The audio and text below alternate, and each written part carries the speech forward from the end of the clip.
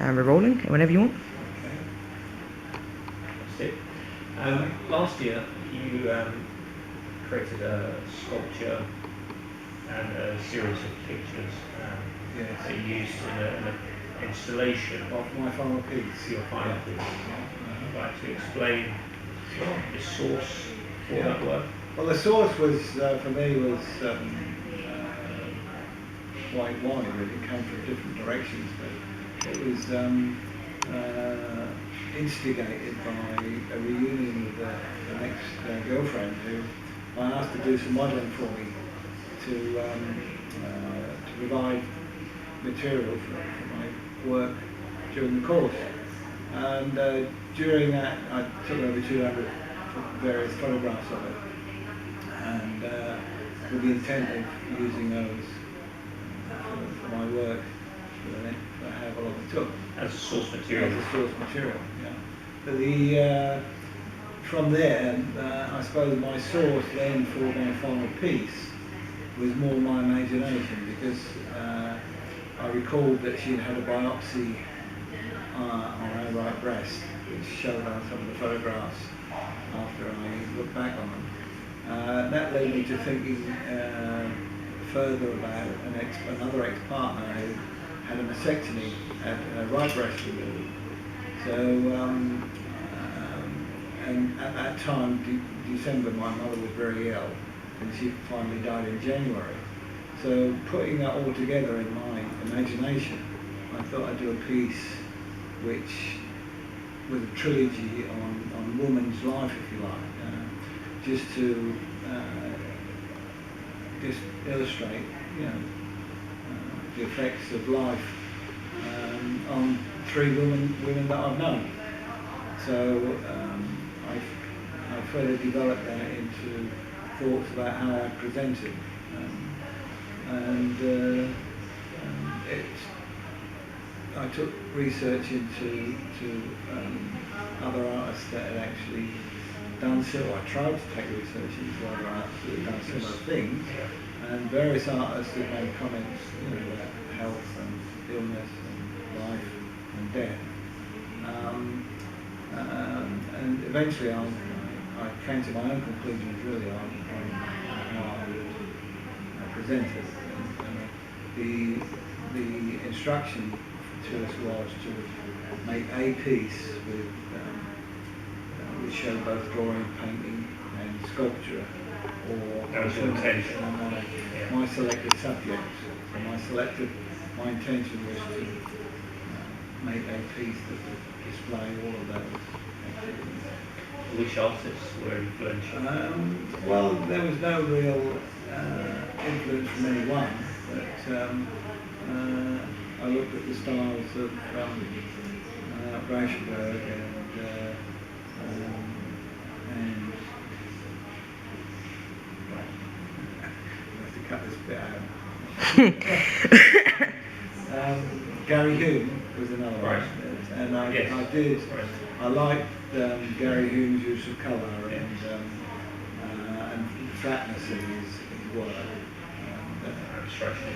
and his slightly abstracted forms. So, although not wanting to copy him, I used that as a reference to produce my own work. What materials did you choose to? Well, I did a sketch first of all of the model, in just a black and white pencil sketch, and from another photograph of the model in stockings and suspenders, I decided that that could provide a very striking image as well. But evocative? Yes, I suppose you could say erotic. Not erotic.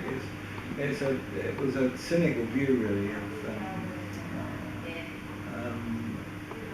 of how some women, people still, view money as their main objective in life. So my first cage, my intention was to install these works in 3 cages. Headed, mind, body and soul. My first cage which was a symbolic cage of where women find themselves. And my belief is that some women find themselves trapped by glamour and money. And the second cage, going through life, I decided would illustrate aging and illness because of breast cancer. You can get the breast cancer. And the third image, I made a wooden sculpture of a skeleton, a skeletal figure in a fetal position, which was the full circle, and in fact the rebirth of the whole situation.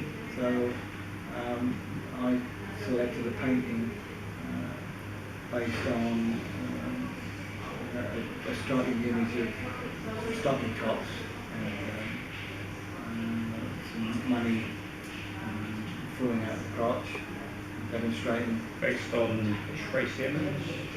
Yeah, Tracy Emin was a good example actually. That was I've forgotten that I worked with Tracy. She's photographed herself scooping money into her crotch, saying it's entitled, I've got it all. So yes, that was a bit of an influence in that direction. My black and white sketch was more of a glamour image of the model, a topless sketch of glamour. But then for my second cage, I decided to invert that pencil image into black and white, black and white into white and black, so completely inverted, and I put them purposely back to back on the installation.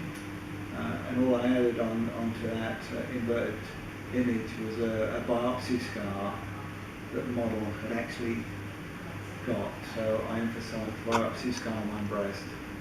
And then in the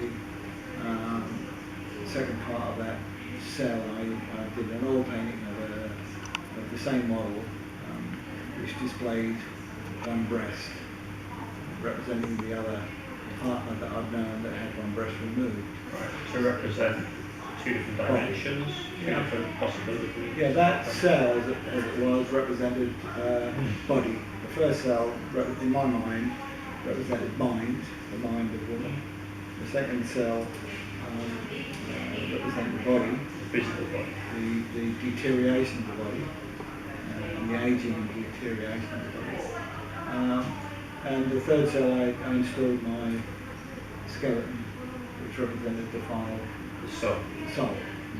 And I tried to illustrate that by putting black flesh on one leg of the skeleton, representing death, and white flesh on the leg of the skeleton, representing rebirth, so that it became full circle. And I compared the meagre belongings that my mother had left behind her to directly behind, because it was a circular trilogy. I put her meagre belongings behind the money shop, as I call it, the Tracy Emin type money shop, yes, as a direct contrast. Right. So really the whole piece was about mind, body and soul of women, or women, i.e. women, some women, all women. And it went full circle in my mind. Betul? Very good. Betul?